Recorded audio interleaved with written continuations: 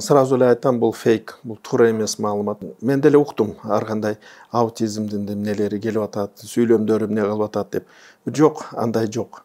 Муну 2000-чи жылдары ушундай сөз чыккан да, ошо кордун бир эмдөөсү аутизмге алып келет деп бир адистер чыккандан кийин 10 жыл бою изилдөөлөрдү өткөрүп, аны тактап не кылган, эч кандай аутизм менен кордун эмдөөгө эмеси жок, байланышы жок.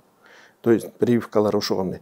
Кээ бирлери келип атат, ошо сүйлөмдөн калып калгандар, өнүгүүсү эмнелерден калып калган балдар келип атат. Прививка алдың беле десем, калган жокмун деп. Анда бул эмнеден болот анда?